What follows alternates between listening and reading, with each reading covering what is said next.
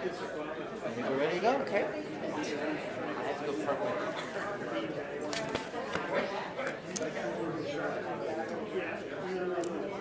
Welcome, ladies and gentlemen. Welcome, charismatic megafauna. Welcome to an evening of celebration of bipeds, or creatures that are often bipeds. I'm Patty Limerick from the State of the American West, and it's always my privilege to have, well, for heaven's sake, it's my privilege to have the best job on the planet. Let's just be frank about that. And part of it is having great events and great pals like our speakers tonight, Jeff Mitton and Pritchett, the author of the book we're celebrating. And I want to make sure that everybody knows that Kent Harif, who is one of the most gifted writers, you might say in the American West, but really on the planet, that he will be speaking and receiving the Stegner Award next Wednesday, a week from tomorrow. And that will be in the Wolf Law Building. Am I right about this? It's probably on the back of my, I might have the best job on the planet, but I don't read my documents as carefully as I ought to. April 25th, a week from tomorrow, 7 p.m. in the Whittemire Courtroom in the Wolf Law. Kent Harif is the author of Plain Song and Eventide, and really extraordinary works set in the rural West, but of universal power and meaning. I am going to give a ridiculous set of opening remarks that will be dwarfed in value. I will soon be, people will be saying, why did we have her do that at the beginning? Because you're going to have two very substantial and illuminating presentations, but look what you're going to get from me. For heaven's sake, you're going to get my tribute to Gary Larson, the Far Side artist who retired way too early and who just does some wonderful things to make us think about our attitudes towards and our relationship with other creatures, and bears are, of course, a fine source of material for him. So I'm going to just take you through a few just wonderful demonstrations of how Gary Larson, I guess, makes us think harder about who we are as organisms and creatures in relationship to these other organisms. So here is what surely has to be a pretty good capturing of bear point of view on the rise of the human species. These criminy, it seems like every summer there's more and more of these things around. And at this point, these are creatures, our species here is represented without firearms, and so we are not as much trouble as that. But the sense of criminy, where did these creatures come from? There is Gary Larson giving us an important illumination. Gary Larson is very gifted at switching habitats and points of view. So here we have two bears who are as unhappy as any of us would be at being lost in a city.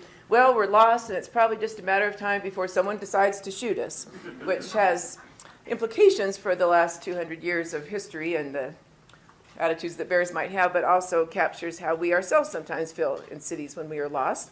And then this is, of course, what Gary Larson does so excellently, is to take off habits. So for crying out loud, I was hibernating. Don't you guys ever take a pulse? So that really interesting question, which has actually come up a few times in Edgar Allan Poe stories and so on. It's not just about bears that have that question. And then this, I thought, oh, this is so funny. Damn, I can't hibernate. I thought that was such a silly thing. And then in this most excellent book, which will be available afterwards, there's a story here where one of the biologists watches a bear try to get comfortable. I think he's just going to take a nap. But the conduct and behavior of the bear trying to get comfortable and trying to get ready to fall asleep in the sun is, it's just sort of, it sounded like us. It sounded very much like we are. So, okay. Now, what Gary Larson does with creatures is pretty darn clever, because he obviously uses them to hold up a mirror to us and to look at our own customs and compulsions. Think about it, Murray. If we could get this baby running, we could run over hikers, pick up females, chase down mule deer. Man, we would be the grizzlies from hell. So there's a commentary that needs to be made about the human species, but it certainly makes it more freshly and more enjoyably when he uses the bears to make that comment. I'm getting more desperate every time when I think about Gary Larson having quit his work, because he is so spectacular. Well, anyway, so here's Gary Larson again using the bears to make his commentary on us. Although impolite, the other bears could never help staring at Larry's enormous deer gut from. So that makes you wonder. I mean, we do have biologists in the room, and it just seems like that's going to solve itself at some point, because chasing the deer in that condition, it seems like it has a clearer solution than the beer gut has in the human species. Okay, so and this is what is a particularly fun streak of Gary Larson's representations of playing with the actually pretty scary concept of human beings as a form of nutrition for other creatures. And so here we have the two bears exhorting each other, come on, look at these fangs, look at these claws. You think we're supposed to eat just honey and berries? Because here are some snacks who are themselves having snacks. The snacks are snacking there. And also a very brilliant switch of point of view. Okay, settle down, children, or cubs. Now, who wants dark meat and who wants white? And this might be my favorite one of all. And this little piggy went wee, wee, wee, but soon stopped struggling and was eaten. And the delight on the cub's face is so sweet. It's, oh, what a cute little story about my little toe, or my little claw. And this may be the creepiest one of all. Here are these bears who are really looking forward to a trophic encounter coming upon the nudist colony. Well, there goes my appetite. Now, I'm shifting to a conclusion of sorts, I guess. There's something about this one that I thought, here's where Gary Larson can really be just unexpectedly touching as he kind of imagines. It's not the lamb lying down with the lion, but it's a kind of vision of reconciliation and kindness across the species. Here's Grizzly Adams. At the Grizzly Ball, only Alice, with her kind heart, would not refuse to dance with Adams. And there she is, and the other bears have a, oh boy, why are you doing it? But here she is making a little gesture of kindness and reconciliation with the species that's been a lot of trouble to them. And then this very brilliant item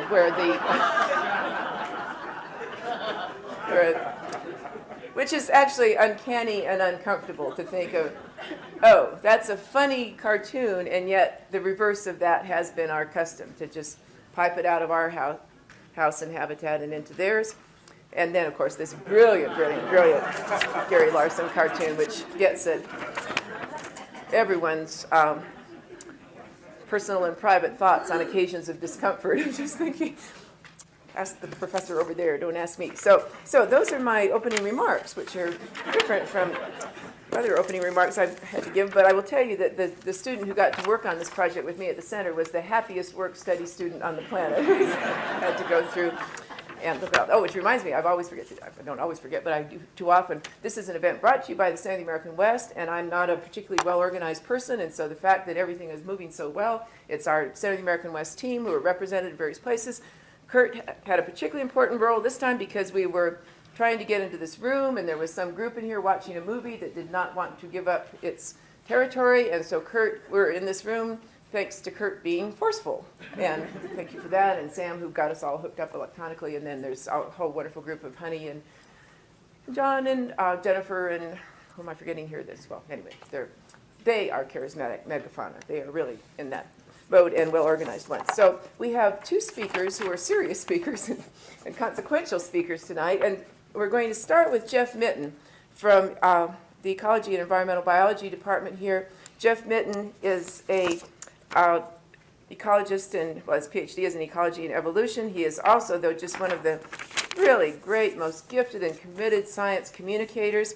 We bring a group of K through 12 teachers here every year, every summer. We have 20 or 30 teachers from all over the country, and they spend 4 days with me. They like it very much. They're very happy. And then Jeff Mitton takes them on a tour of Rocky Mountain National Park on the 5th day, and they forget everything they enjoyed about the 4th day, and they tell me, without quite realizing it's a little bit hurtful, they say, you know, the best part of this week was Jeff Mitton. I think, oh, I think you're right, but tone it down just a teeny bit on that. I mean, that's fine. They're totally right, and I agree with them, and it is the best day. And he, of course, as you know, writes the biweekly column in the Daily Camera, Natural Selections. And in this morning's New York Times, a reporter who had never met Jeff Mitton was writing about scientists in the science section. And at the end of the article, he quoted a sad little thing about how mid-career scientists, or established scientists in the United States today, are so driven by research and competitive grant getting that their children often say, I don't want to be like that. And there's this concluding paragraph about scientists who are very successful professionally, as Jeff Mitton is, but who aren't having fun, who aren't enjoying what they're doing. And this morning I'm going, you've got to talk to Jeff Mitton, because it doesn't have to be like that. You can have a very accomplished career, and you can be having the time of your life in every minute of that, as far as I can tell. So I'm not jealous, I wouldn't say that, but it's really a treat to see what Jeff Mitton has achieved. You have the best job in the world. I do, but I don't necessarily do it as well as you do yours, I guess is my point. So here, this is about time for me to depart. I can take the stage.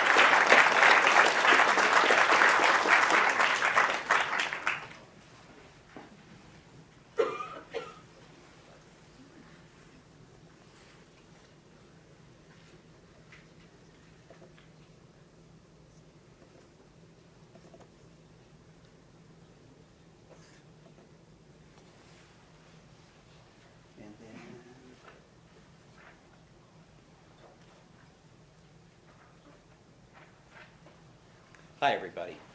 Is this good? Okay. A little louder? I can do that. There. How's that? Okay. So this is Boulder at dawn. And I'd like to set the stage a little bit for Laura Pritchett. And I have three things I want to do. I want to, one, ask about why is it that people are so fascinated with wilderness or nature or being outdoors or whatever that is. Then I'd like to say a little bit about bears, and then I'd like to say a little bit about natural history writers, because tonight is mostly about bears and natural history writers, a very good natural history writer. Wilderness calls us, or maybe it's nature that calls us, or is it the natural beauty that we're seeking out?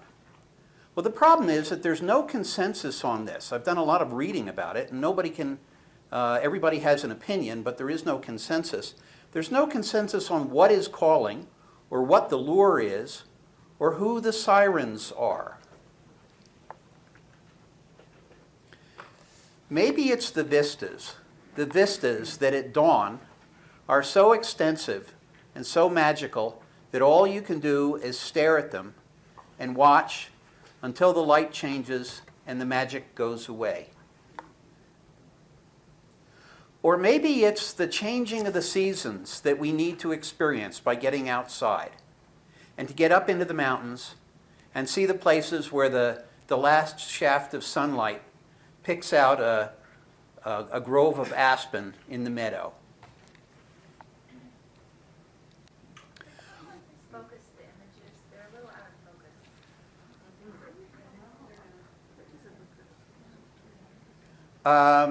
Kurt. I don't know if there's a way to actually focus the images beyond how they are set up there. They might have to do more with resolution than anything else. Let's see. Well, I checked it up close, and then I checked it when I came up here, and it isn't quite in focus.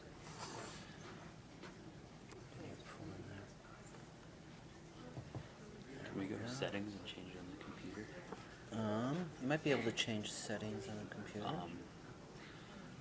Is it this one? Yeah, if you go, and then if you pick the highest numbers there in resolutions, go all way the way down. Way down.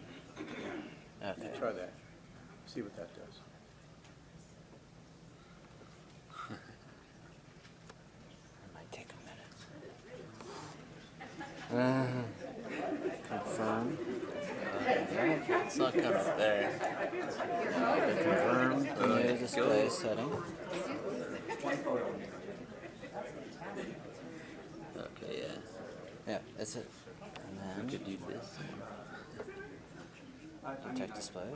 I want them to be as sharp as possible. I nearly killed myself getting some of these photographs, so I want them to look good for you. How come it won't You convert should, while you're back? sitting there, Jeff, tell them the story about the carcass that you were Rotate photographing and standard how you displays. really interacted with that, because that gives you a sense of. One of the nice photos that I have is of a deer tick. And I was walking along a road in western Colorado, and I saw that an elk had been hit by a car. And I looked at it, and I could tell by its eyes had just caved in, and I figured, oh, it's just been dead a few hours. And so I looked at it a little bit more closely, and the ticks had come out of its fur. The blood was no longer circulating, and the ticks had now come up to the surface, and so they were swarming over the surface of the animal. And I thought, oh, what an opportunity to get pictures of ticks. So I got my camera and my macro, and I got closer and closer, and pretty soon I was lying down next to the dead elk. And I'm taking pictures, and they're good. And then I hear this vehicle coming along, and it's a van full of people. And so as it gets near us, it begins to slow down, and I think, go on, get out of here. And it gets slower and slower, and then they stop. And I figure, oh, damn it, what are they doing? And so I looked up, and everybody's looking at me. And as soon as I looked up, they all went like this, and drove off. I think they thought I was molesting a dead elk.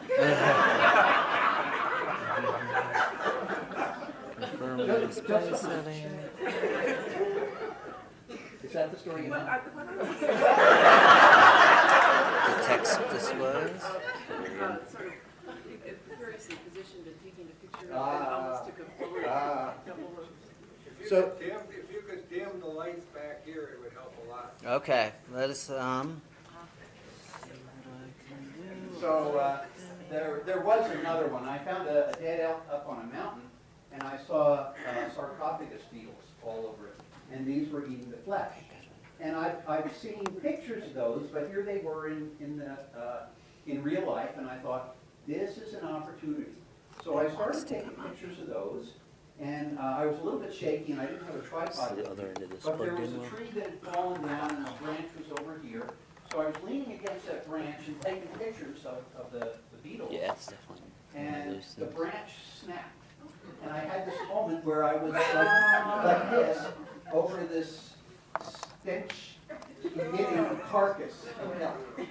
And I just barely caught my balance. This and I got connection back. is And I bad. thought, and I started digging, because if I had landed in that carcass, I would have had to leave all of my clothes right there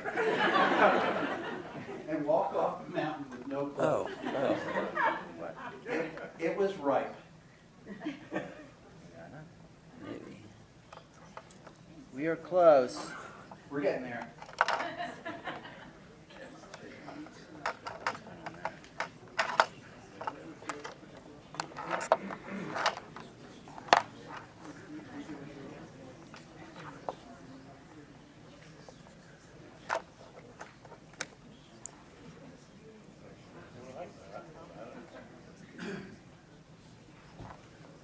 Revert it back to the lowest resolution, to where it was. Okay. Does that know what it was at? Okay, ask when they have seen bears. Oh. No, it's not working at all. Would you like to ask that question? Can I introduce you? Okay. I've been awakened by bears a couple times. I saw one bear a distance off in a meadow. How many people have actually seen bears? Whoa! How many have seen bears in Colorado? Same number. Oh, okay. Now let's move down our resolution ladder. Yeah, how many are in your neighborhood? In your trash can?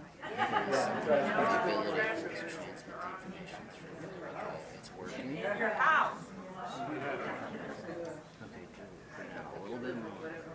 That's kind of my sense too. Oh, I just think let it go. That was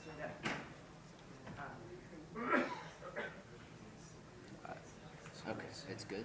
Yeah, I'm Confirm making an that. executive decision over here that we're just gonna live with whatever resolution we can get. Yes. There we go. That's beautiful. That's so much. One nicer. more. That's not gonna get better than that. Yep. There we go. Okay.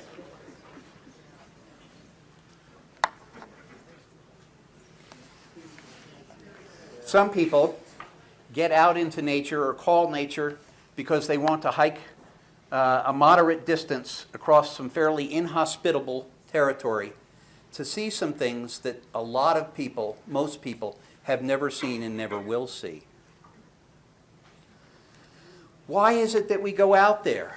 Sometimes it's the long journey to a remote locality that gives us the time for introspection, a little time for thought. So getting there is fun, and maybe the journey sometimes is as much fun. And when we get there, sometimes the solitude and the quiet invite us to reflect. Sometimes it is just so beautiful that you wish you could record everything. You wish you could record the sight. You wish you could record the sound. You wish you could record the smell so that you could take it back and play it back at any moment when you're back in civilization and mired in drudgery. It's so hard to pull those moments back. Sometimes it's fun to go see a place that is so incredibly different from where we normally live that it's hard to believe that it's really there. And this is the Bisbee Wilderness on the Navajo Nation, and that's a petrified block, 4 feet long.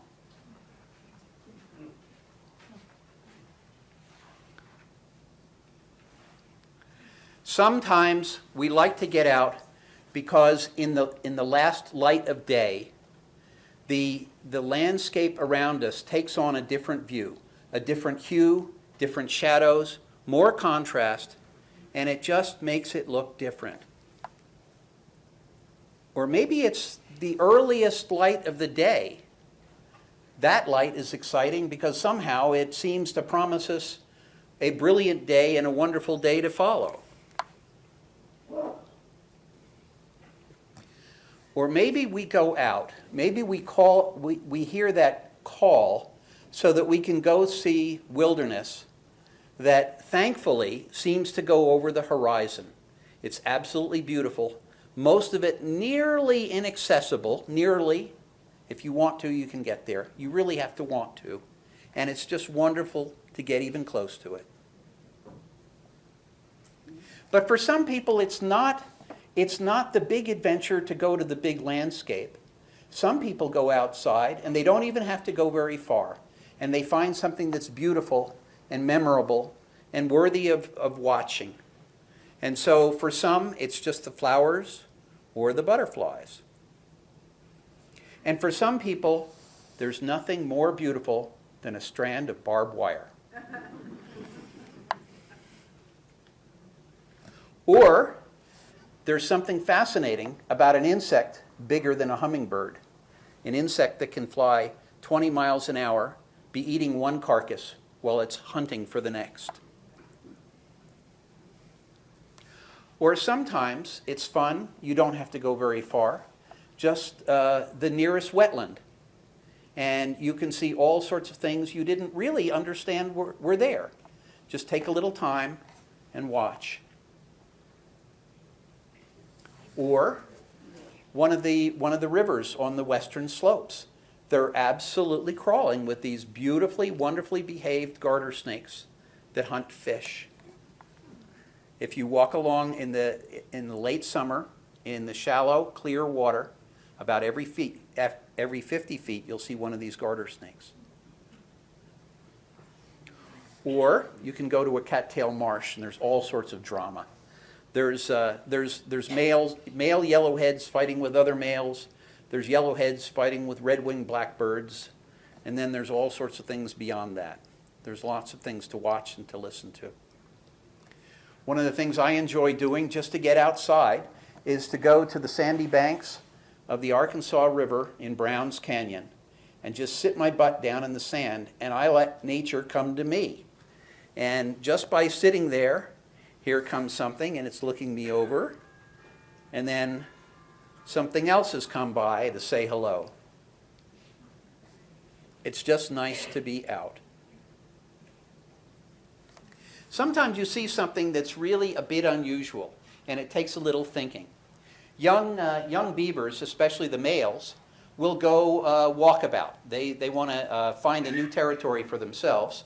And in the Sangre de Cristo Mountains, they can go down the streams in the hopes of finding other river systems. Well, this one went down a stream, across the river that goes across the Great Sand Dunes, and out into the San Luis Valley, where the water just disappears into the sand. So he decided there was nothing out there, and now he was laboriously walking upstream, up through the current, and now he is in the sand dunes going back home.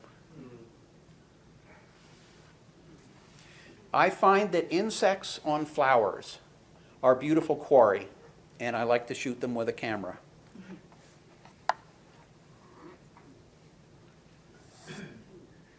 The wings are so delicate, why don't they get damaged? It's amazing that they hold up for so long. They are so gorgeous and yet so delicate.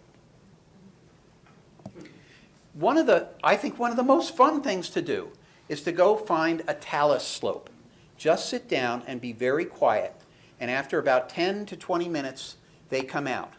They're no longer afraid of you. They've got their work to do, and all around you, pikas will be working on their hay piles. And then they'll be stealing hay from one another and yelling at one another. And pretty soon, they're going within a couple of feet of you, and I've had them run across my boots. They're really cute. But for other people, they get a call to go outside, and cute just doesn't do it. They want to see something sinister, or threatening, or challenging, or exciting, like, like a prairie rattlesnake. Now that'll get your attention, won't it? Or a snapping turtle in a threat posture. If you see a snapping turtle like that, do not stand in front of it, because it can leap several feet. Incidentally, the algae that are on the back of that animal, that species of algae is only found on the backs of snapping turtles. Nowhere else in the world. How could that be? Talk about sinister. That creature looks like it's out of the movies. But these are all around the campgrounds in Red Rock Canyon country at night. Get a UV flashlight and you'll have a wonderful time. They fluoresce. You can see them 15 or 20 feet away. And if you hold the light on them, they don't mind that, and moths start to come to them, and they capture the moths, and you can watch them sting the moths and then eat them. Some people go out to see an abundance of life, like sandhill cranes, arriving by the thousands and thousands on the North Platte. But other people want to see something majestic, like bighorn sheep up in Rocky Mountain National Park. And what is so wild as the swift and elegant pronghorn? And then we've got, I guess we're back to cute, aren't we? That's okay. Cute does it for a lot of people. Somebody needs to comb that deer. If you're lucky, you'll get to see a big animal in a beautiful vista. That can be done, and sometimes you do get lucky. And sometimes the big animal is so close, you wish you weren't quite that lucky. And here I was doing nothing I was making no motion and making no sound other than the shutter on my camera. I was sure that was the blood of a tourist on its... It's not, it's the velvet coming off. Talk about arresting. Now, I didn't take this picture. I've taken the other pictures. This picture was taken by Dave Armstrong, who tacked up a sensor camera, a motion sensor camera. So it was triggered by the mountain lion itself, and that is a gorgeous shot. Now, that's an arresting sight, but it is not a threatening sight. And some people want even more. And they want big and they want threatening. And that's not really it. In Colorado, more people have been killed by golf balls than by mountain lions. And in Colorado, nothing puts big and threatening and potentially violent and unpredictable together better than bears. We all know that, and that's part of the fascination with them. Now, I've had some moments in a tent when a bear was very, very close, but I'm not going to tell you about those things. I can just tell you a little bit about the science of bears. And let me just say that here's what I know about bears, and I thought I'd give this as a little introduction also to authors. This is called the phylogenetic tree, and it tells us something about the evolution of bears.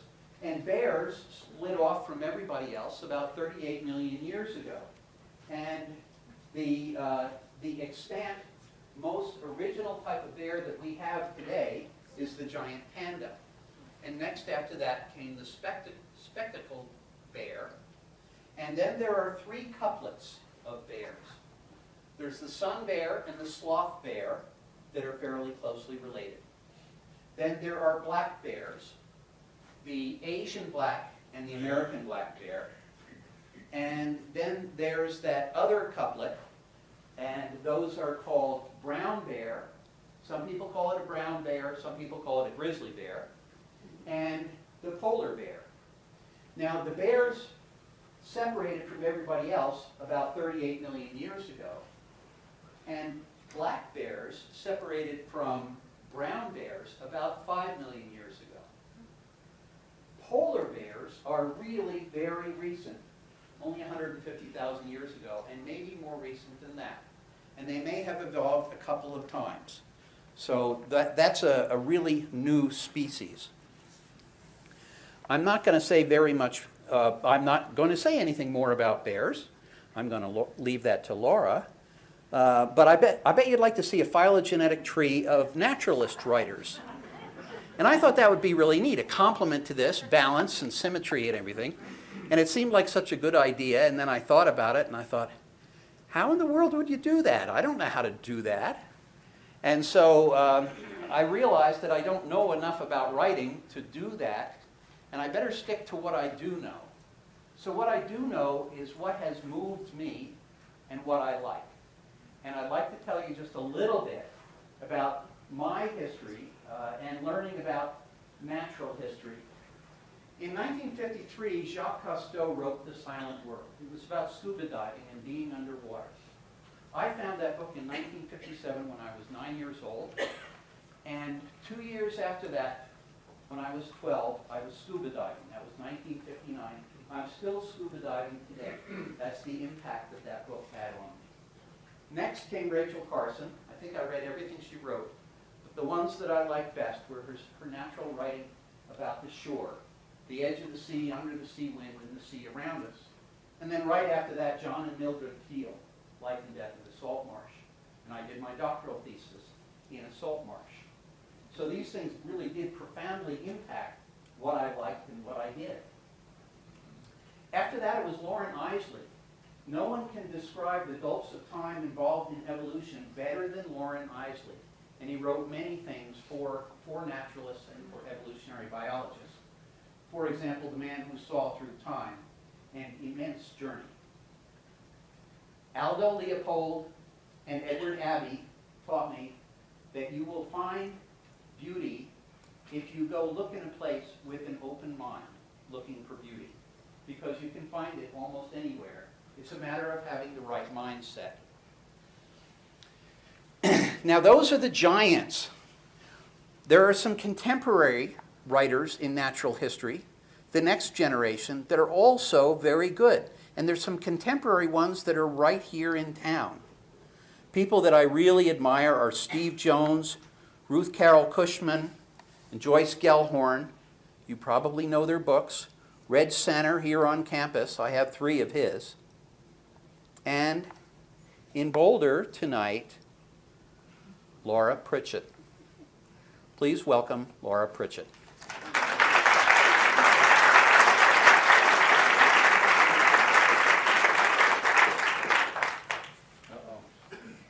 Oh my goodness, thanks for that. I don't know if I can speak after either of those.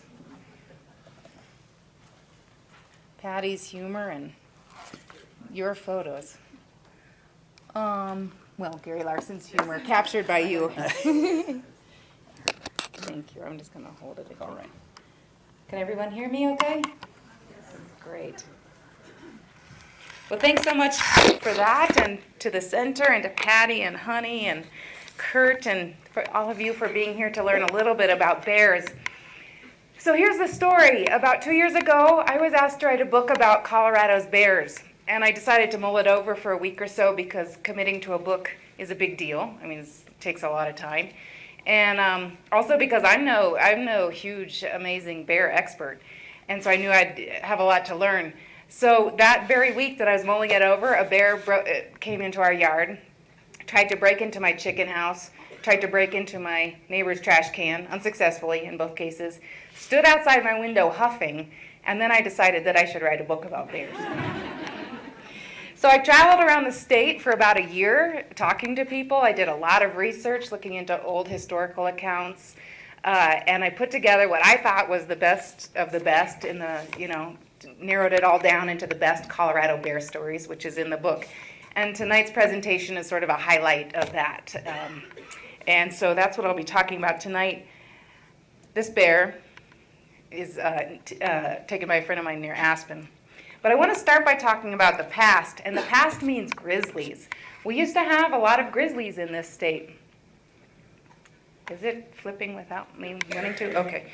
So the grizzly has been on the North American continent for about 200,000 years, and certainly a part of Native American cultures for as long as they've been around. In fact, I went to the bear dance at the Southern Ute tribe near Durango, Colorado. That was a great experience, and that's a chapter in my book. But one of the first Europeans to mention bears in general was Coronado in 1540. But it wasn't really until Lewis and Clark came along on their 1803 to 1806 expedition that they recognized the grizzly as a separate species from the black bear, and spent a lot of time documenting that. And that's a great gift to our country, of course. I always forget what a great gift that was, to give us information, real information, carefully recorded about our flora and fauna. And this is what we have from them, or from around that time. So Lewis was really the first naturalist to describe a grizzly, and his account was the standard.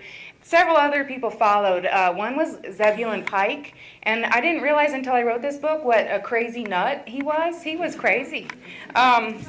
But in 1807, he sent 2 live grizzly cubs to President Thomas Jefferson, and those became the first grizzlies on display ever in the world. So our knowledge was growing. At the time of the Lewis and Clark expedition, there were about 50,000 to 100,000, is estimated, in the lower 48 states. And I just throw this up quickly to show their original range. You can see on this side in 1850, and then by 1920 is the orange. And then on the slide on the right is, again, their distribution in 1850, and then our current day distribution. So I'm going to talk about that little dot that appears at the bottom of our state. But you can see that now, that's where the grizzlies that we have left are contained, which is no surprise, but that's what we've got left.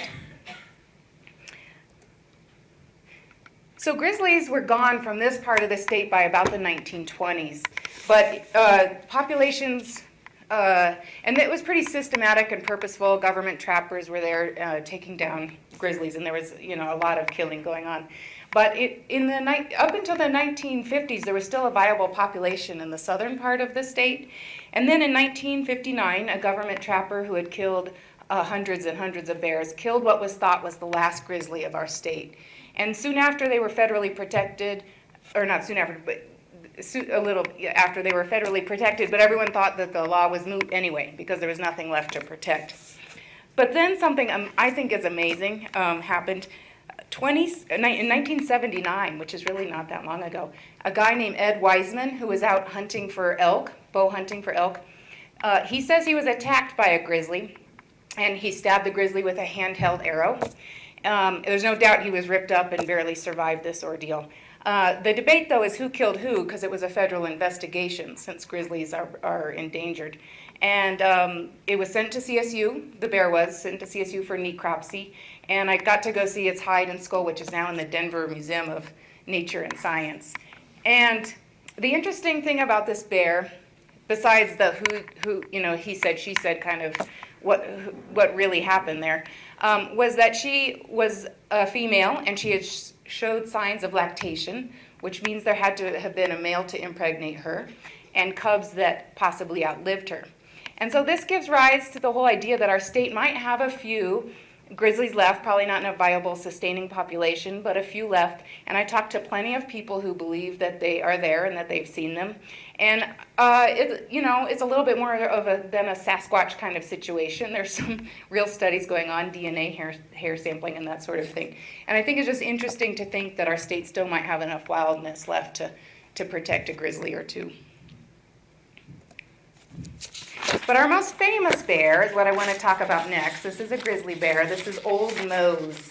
Old Mose is Colorado's most famous bear, or at least Outdoor Life magazine has declared him so several times.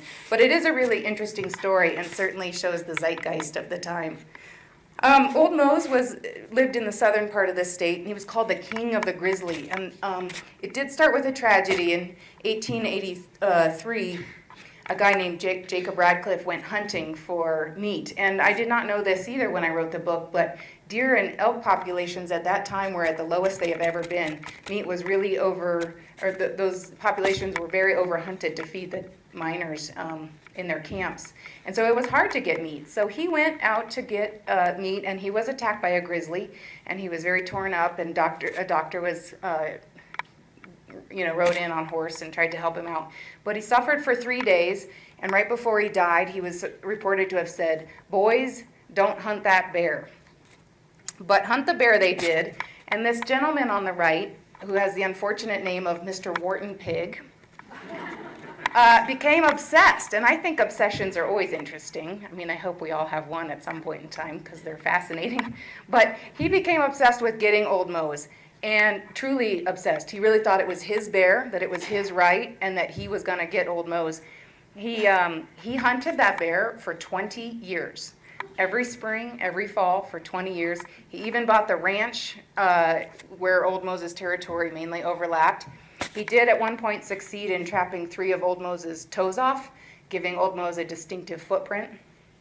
But then this guy on the left, my left, James Anthony came to town. He was a self-proclaimed professional bear slayer, and he had hunting dogs, and he waited till early spring, till Old Mose would have just come out of hibernation, and in 3 or 4 days he did what Wharton Pig hadn't been able to do in 20 years, which was shoot Old Mose and kill him. And this is a picture of them taken together, and if you look close, you can see that their gaze is not really one of mutual affection and love. I'm sure Wharton Pig was pretty upset. So this was in 1904, and I love this drawing. This was the front page of the Denver Post in 1904. You can see the drawing of Old Mose looking like a devil-looking, hand-drawn bear. So there was definitely the idea that grizzlies were just dangerous, horrible creatures out to get us. But there's also a lot of science coming out around that time. You can see the drawing of a bear brain and a lot of hypotheses about how big their territory range was and what Old Mose's territory range was. And so this was definitely, I saw a lot of newspaper accounts of Old Mose, and this is typical. I mean, really demonized, really sensationalized. And Old Mose lives on actually as the mascot of Adams State College in Alamosa, and I got to talk to the artist who did and there are 3 missing toes on the statue. So there was one man, I have a crush on this guy. It's Enos Mills. Everybody know who Enos Mills is? All right. I think he's fantastic. He was a Quaker, and he wouldn't carry a gun, and he didn't smell like gunpowder, and therefore and he was very patient, and he put up with a lot of crappy weather in cruddy conditions with not that, if you look at their clothing at that point in time, it's not the REI Gore-Tex stuff we have now. But he would watch grizzlies for a long time. He was no fool. He understood their power and their potential danger, but he kept trying to convince people that if they just understood the, quote, true nature of the grizzly, it would be a wonderful thing because grizzlies were far less dangerous than it was being made out to be in the popular press. And I got to hike to his cabin, which is still a museum. Actually, I snowshoed up with his great-granddaughter. If you contact her on the internet, she'll snowshoe up with you and open up the little museum, which is sometimes open and sometimes not, depends what kind of mood she's in. And it's a great little museum. It's right near Estes Park. And he wrote many books, and out of all the research I did for writing this book, Enos Mills is actually my favorite. He's just a fantastic writer. One of my favorite books was Being Good to Bears and Other Animal Tales, although the original version was called Being Good to Bears and Etc.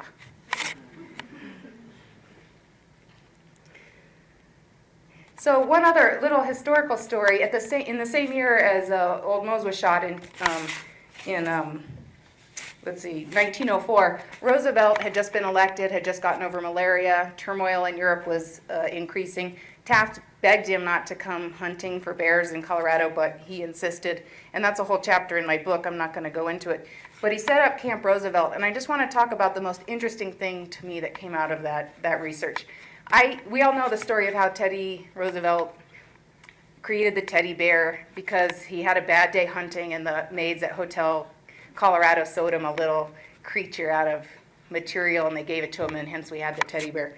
But the true story is far more interesting, I think. This is a cartoon, and this occurred in Mississippi, actually. Roosevelt had been hunting for bears in Mississippi, and somebody had tied a runt to a tree, and Roosevelt refused to shoot it because of the hunter ethic. But the cartoonist, Berryman, this was in the Washington Post, Berryman was actually making a visual pun about the president's race policy. So you see a very black bear being roped by the neck by a white person, and Roosevelt turning away in disgust. And it was a comment on Roosevelt's feeling about racism. So the Berryman got asked several times to do different versions of this cartoon. And in each version, the bear becomes rounder and cuter with fluffier ears.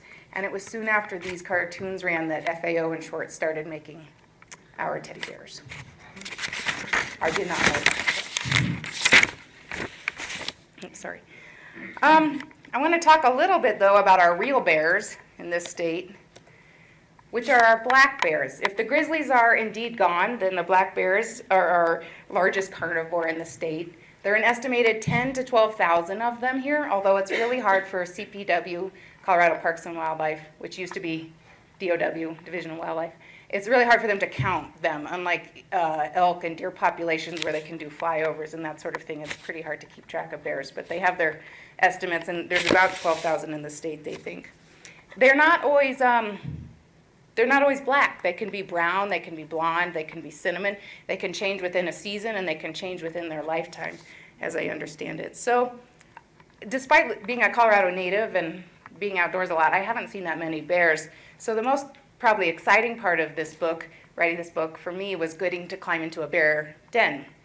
So this is a bunch of CPW and the state vet and researchers from Colorado State snowshoeing up a horrible snowshoe trail near Aspen, Colorado. And on the way, we saw a lot of this. If you know what to look for when you're hiking, you can see bear markings on aspen trees. This is a fresh one with scarred nearby, and it's always something that just brings me joy every time I see it. So we've got up. These are the scientists preparing to tranquilize the bear. The bear had a GPS collar on it, and they knew she was in the den probably with her yearling, which turned out to be the case. She was supposed to have 2 yearlings, but one must have died, so there was one in there with her. They tranquilized both, and this is the bear den. You know, it's not a big, roomy cave. They're usually outcroppings in rocks or under fallen timber, very small because that's how they protect themselves, and often covered in the front with some kind of brush or trees or something. So without the GPS collar, you don't just come across bear dens. They're very hard to find. This is them pulling out the bear very carefully after she'd been tranquilized. It took a couple of attempts. Very carefully bringing her out. And there's her hind legs. So they didn't have enough room on this ledge to get both bears out, although they needed to draw blood and take some samples and that sort of thing. So they left the yearling, who was tranquilized, inside the den, so I got to climb in between the two bears that were huffing, and that was a great moment. The bear den smells great because bears don't defecate or urinate during hibernation. It smelled really beautiful in there, like rock and dirt and pine and aspen and nature, So that was a good thing. So what were they doing though? They were finishing a study. This is me holding the GPS collar, freezing. They were conducting a study, though, about what do bears do in urban or areas like Aspen, where there's a lot of human-bear interface and problems. And the most interesting thing to come out of the study for me, actually, was to kind of dispel the notion that a fed bear is a dead bear. Because bears will exhibit a lot of behavior plasticity, which means they'll change their behavior and go back to their natural food sources as long as those natural food sources are available. And of course, yes, if they see garbage sitting out or a grill that smells like bacon, they're going to come check it out. But if you take away the opportune, they're opportunists, but if you take away the opportune part, they'll quit being ists.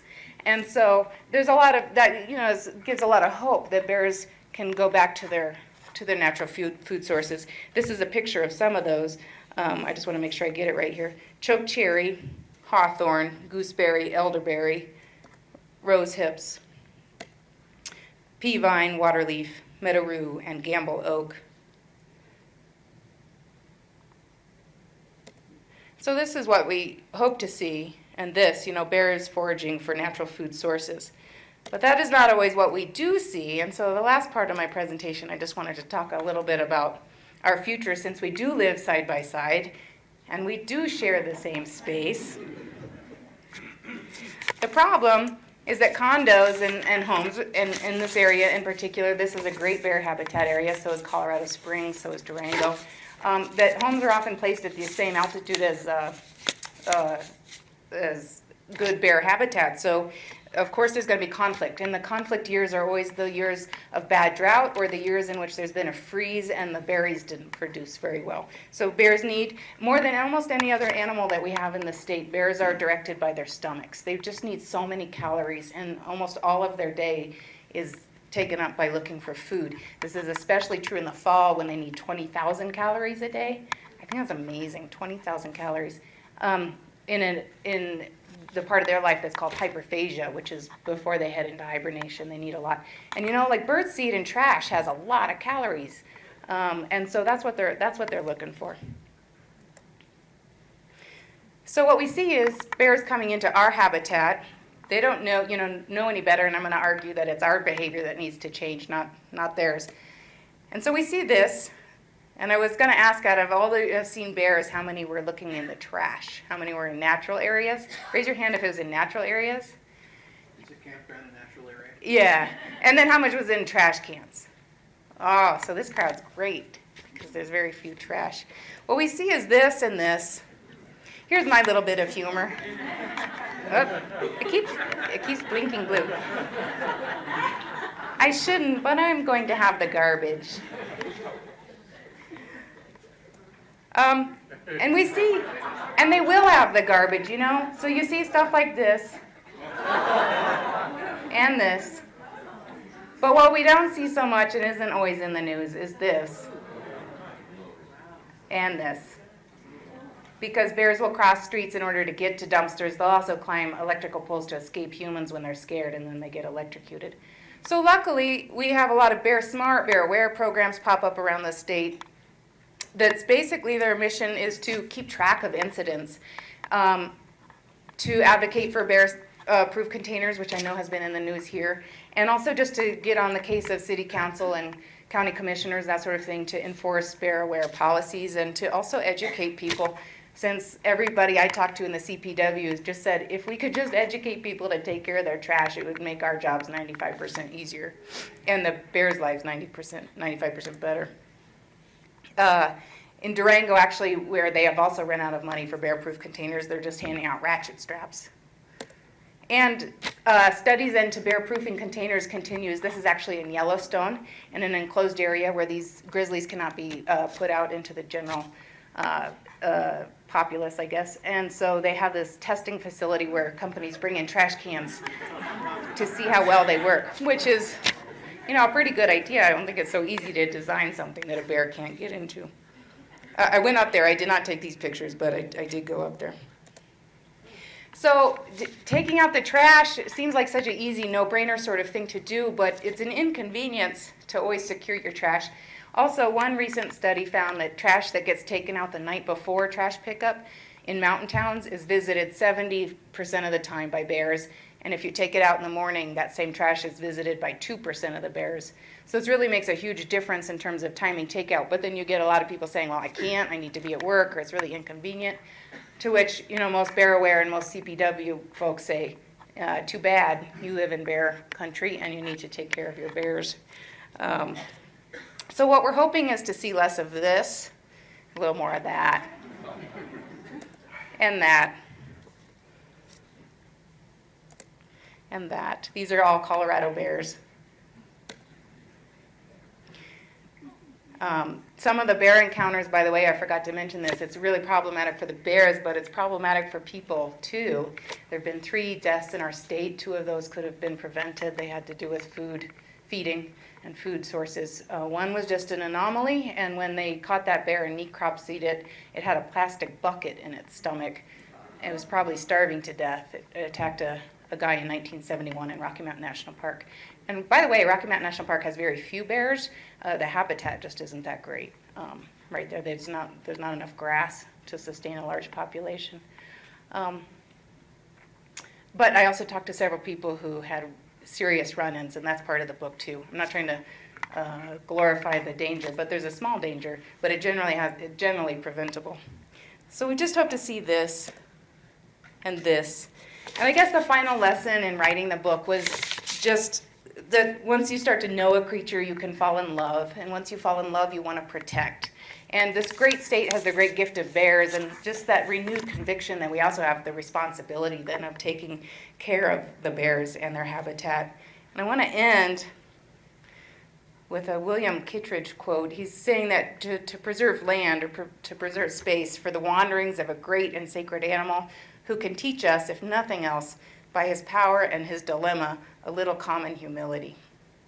And finally, these were just sent to me this morning, these 2, by Claire Farley, who I hope is in the audience. I'm not going to call her out, but she took these pictures with a motion detector camera. It's a mother and cubs looking at a tree that is what's called a bear marking tree. Bears often mark their spots. And then this is a male marking that same tree. So it's our territory and it's their territory, and we're sharing territory. But I hope we can mark it with the same grace as this beautiful bear is. So thank you very much for coming to hear about bears.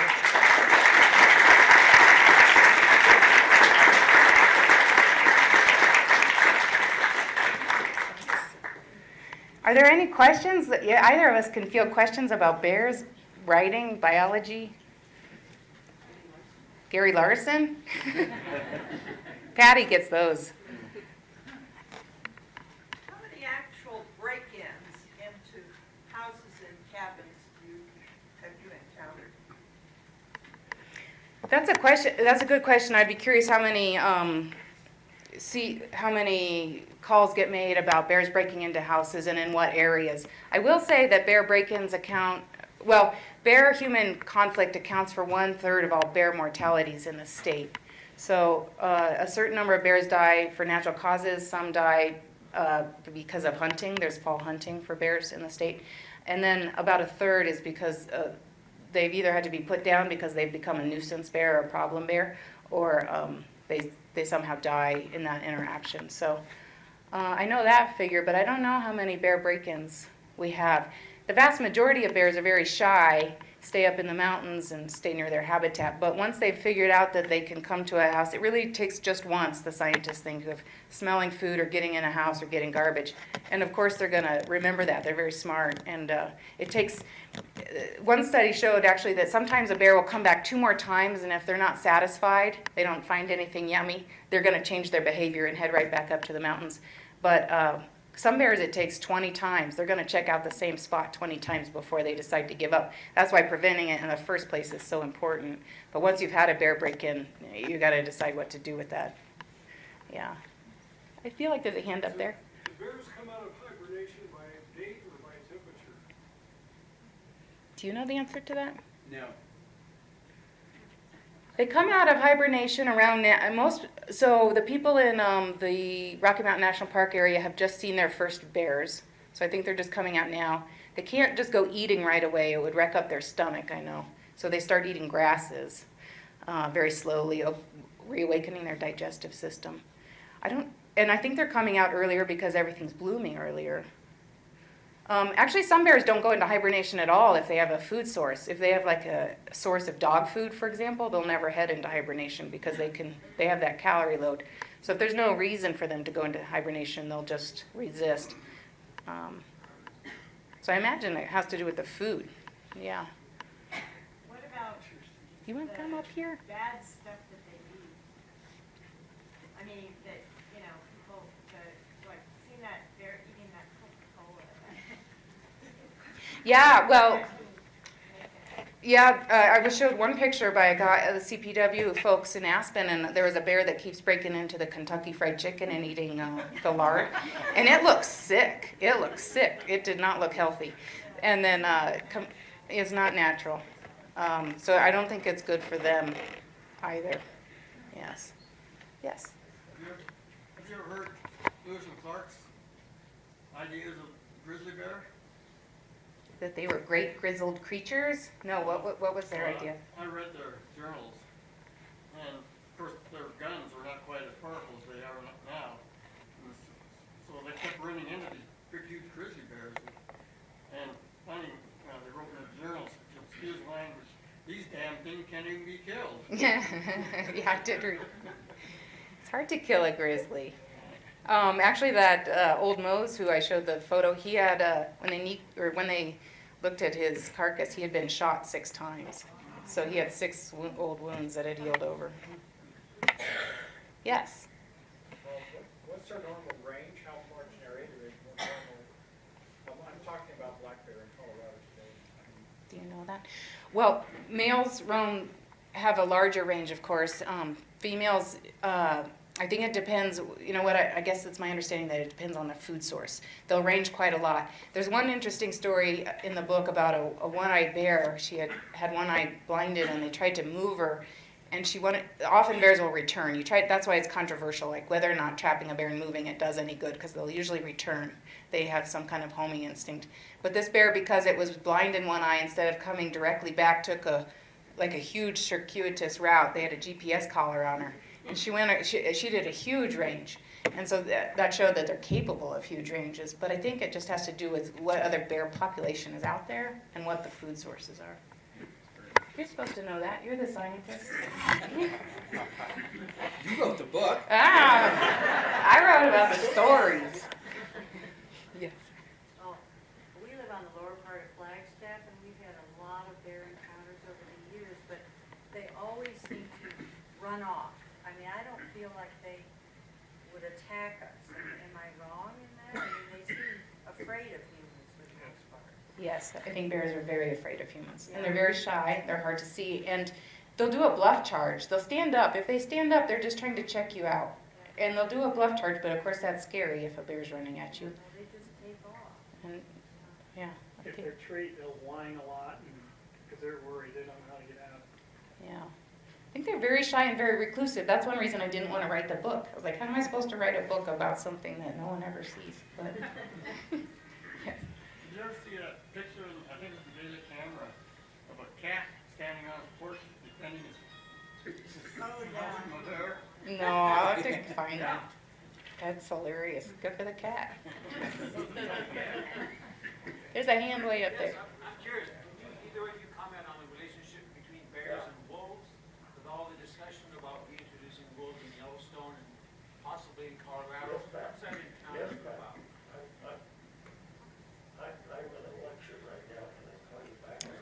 I'm waiting for a phone conversation to end. But yes, well, I've worked on another book called Comeback Wolves, and I was actually a presenter here at the Center of American West about the possibility of wolves in Colorado. I will say that I have an interview with a rancher who has up by Steamboat, who has seen a wolf on his property and chosen not to shoot it, let it be. That's a polarizing topic and a lot of pros and cons to both. And certainly, we know that a wolf was killed on Route 70. It had a collar from Yellowstone. A wolf was seen in Rocky Mountain National Park about 3 or 4 years ago. They won't admit that because they say, well, the people that saw that weren't professional biologists. Well, They were the volunteers that work at Rocky Mountain National Park, and they watched the wolf for about 20 minutes, and then they took pictures of its footprints. The ranchers that live around the town of Walden say that they see wolves so often that they believe they must be breeding. And then High Country News had a story about High Lonesome Ranch, and there's clear evidence that there were wolves at least passing through there, both by feces and tracks, and occasionally hearing them. So What sort of encounter would we expect they would have with the existing bear population? I don't think a wolf with any prudence at all would go near a bear. And a bear has no chance of catching a wolf, so I don't think that they would compete very much, nor prey upon one another.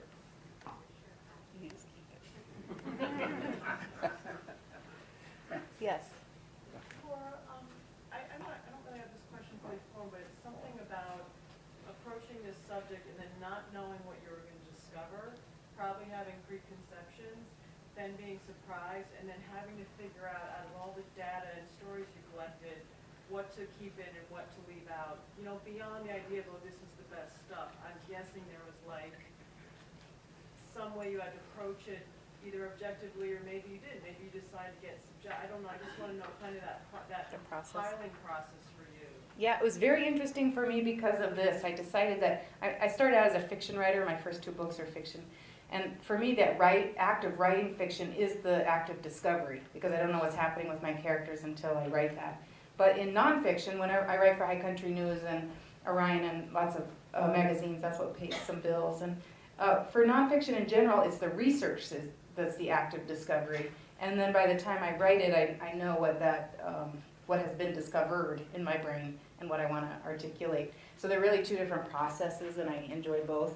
I just went into this as like, I'm going to find out what I can find out and talk to everyone I can, and try to not, I had my own preconceived ideas of how we should treat bears, but tried to stay open-minded and just listen to people from where they were at, whether or not I thought they were crazy for shooting bears coming out of hibernation, or thinking that there's large populations of them in southern Colorado, or in the end, I don't think that either, I had my own opinions, but I just tried to discover what they were saying about bears. And there are a lot of people in the state who know a lot more about bears than I do.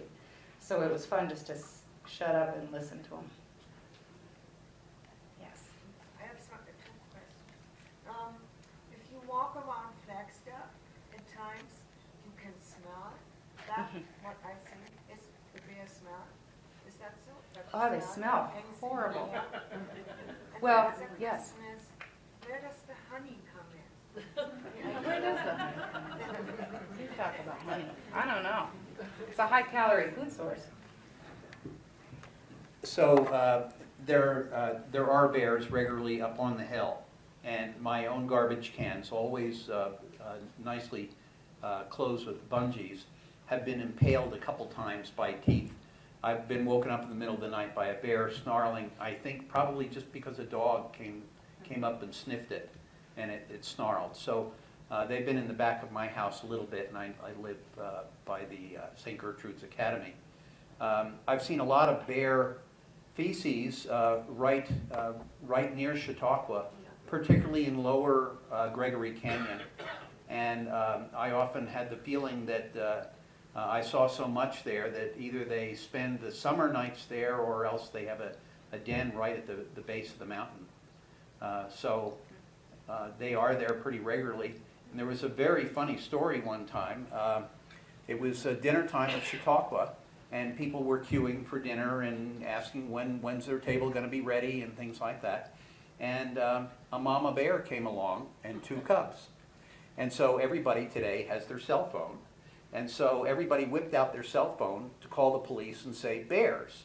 And the bears, the police got about 100 phone calls in a period of about 3 minutes. They must have thought people were being slaughtered.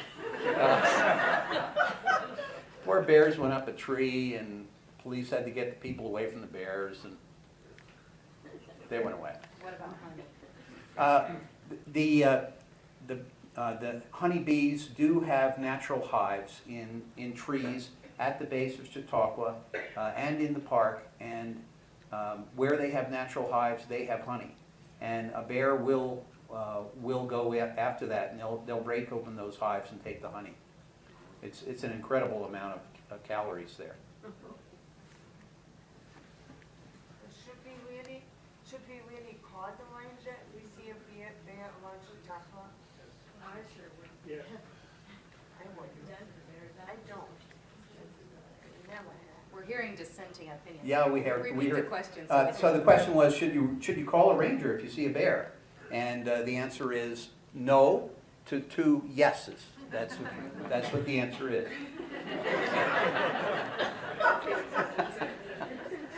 Yes, up there. Is there still active searching for grizzly bears in southwestern Colorado?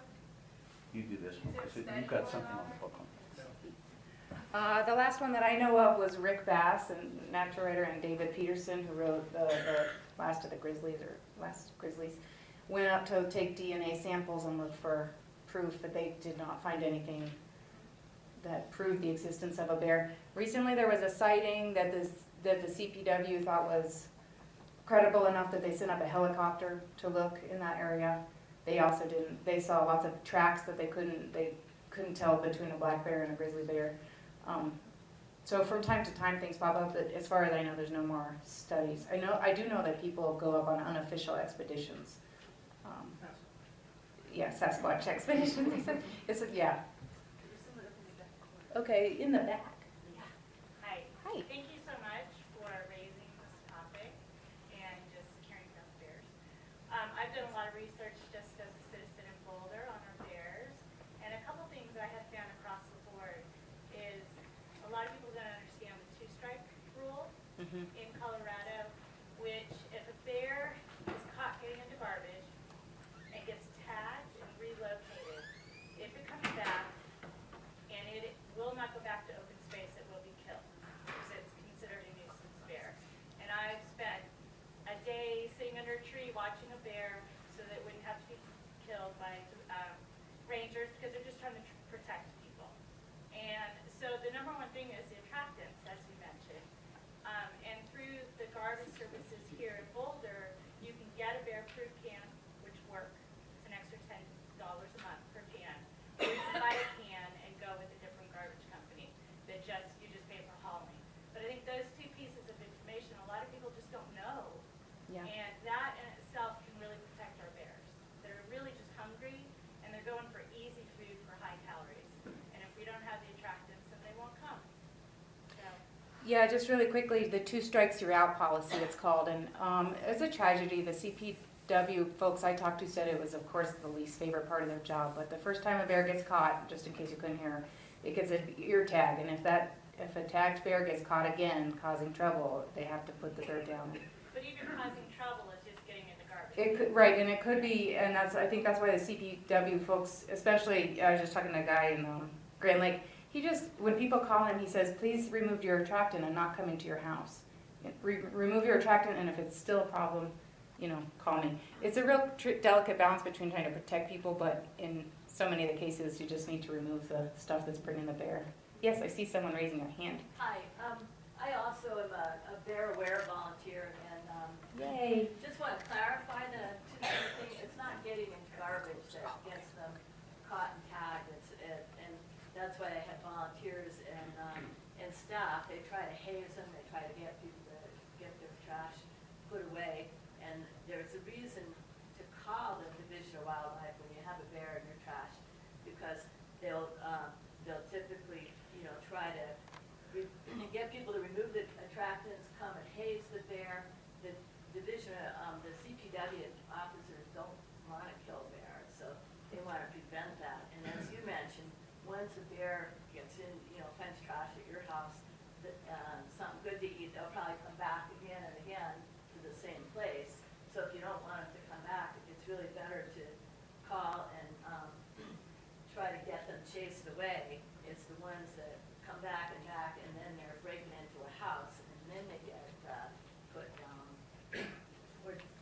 And they don't always tag and remove them either. As you mentioned, they because a lot of times they come back. Young ones have a better success rate of relocating, but other ones don't so much. So, but anyway, it can be a good thing to call BOW rather than let them habituate to the trash and come back until they really are a nuisance and end up in the town. It could be a good thing, but probably, and I would just argue the best thing you can do is figure out what they're coming in town for. Bears can smell a hummingbird feeder 5 miles away. Their sense of smell is 100 times better than ours. I think that's even hard to imagine going through the world with that sense of smell. Just beautiful to think about. Okay, I'm told one more question, and then Patty's going to wrap up. If anybody would like to see some grizzly bears up close and personal, the Wildlife Sanctuary, which is about an hour east of here in Keensburg, has a bunch of grizzly bears, one of which they brought in a few months ago, last fall. It's almost over 1,500 pounds. They also have a lot of Bengal tigers, mountain lions, over 300 animals in all, and now it encompasses about 1,000 acres. It's really a worthwhile trip to go out and see. These are all rescued animals. And there's another one in Silt, Colorado that had 3 cubs when I visited, and these rescue wildlife rehab places are wonderful. Okay, this one person, can I take one more? Okay. Is the Alaskan Kodiak bear a relative of the grizzly bear, or is it actually grizzly bear? Or? I think the Kodiak It's is a brown bear. It's a brown. It's a type. If they live on where they can eat fish, they tend to get bigger. Is it better than a grizzly bear? Well, they're both they're the same. They're just the coastal ones tend to get bigger. Okay, I'm turning it over to Patty. Thank you. Thank you. Thank you, Laura.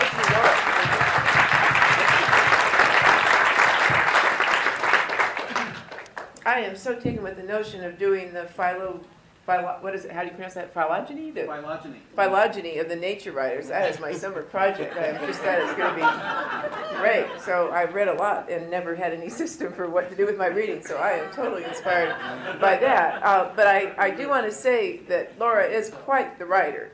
And probably my favorite chapter, which is so often missing from nature writing, is that, well, really several chapters about the people who are preoccupied with bears and who study bears, and a kind of consideration of them as a distinctive subspecies of our group. The group in Colorado, who are the great, many of them state or federal employees, they call themselves the Colorado mutants, Laura tells us, because they say, really, we're the kind of people who love going around carrying roadkill, hoping we can get somebody interested in it. So that's kind of so it's just that playoff of the taking the animal very seriously, but also taking the people who are preoccupied with the animal very seriously. That's not in every nature writer, but I think that really makes a special form of that, because it is really quite striking Jeff starts us off there with how we want to look outwards, we want to get away, and we end up looking back at ourselves. We end up having to look back at our own conduct and our own behavior and our own contribution to the troubles with the bears, and it's our own damn trash cans. The last thing we wanted to think about when we were looking at the beautiful nature scenes, but that's really where we have to have our minds as well. So I think Gary Larson needs to get back into his career, and we need him. And now we're going to have a drawing. We have our raffle. We have a raffle for a signed book. Okay, a signed book from. Yep, from Laura. Well, I'll turn on some lights so you can all this is going to be read very your. important for our. Wow. Okay, is everyone ready here? 618, is that right? That's a 618-903. Yep. 618-903. Yeah, there we go. We got a winner right there. Yay, a signed book. And others of you who are sad now because your ticket didn't win, you can still buy a book. You do not need to be sad. Laura will sign it. And Laura will still sign it. So dry your tears, ladies and gentlemen. And there's a little reception outside, so linger and hang out and chat. And do not tell bears that we are having a few little snacks there, because we don't want to be attractants on that. So thank you very much for coming, and see you next week, I hope at Kent Para.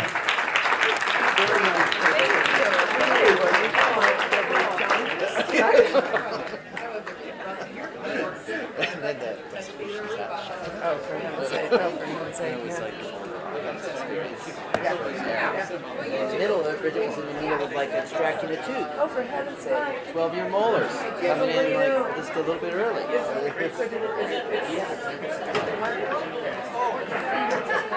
still there. That was concentration. So did I, oh, up there.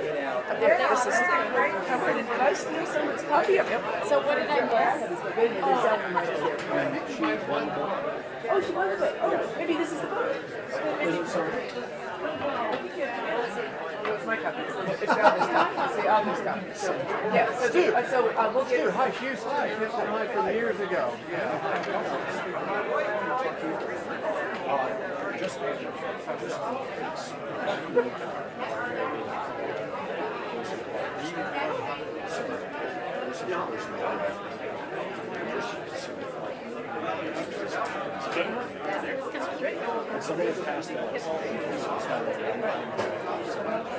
Exactly the image I'm going for.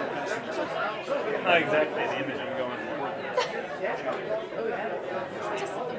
Yeah, I just read a wonderful article by Elliot West, which I've never written for, but about the comparison of Clark to the Mungo Park expedition in Niger. And it's just about, to make a point about how incredibly lucky it was to be in a place where you did not have tropical diseases. You know what Gary Mitton said about the story she had was because every time they would see aerials who'd gone that way, they would well, there were also skills.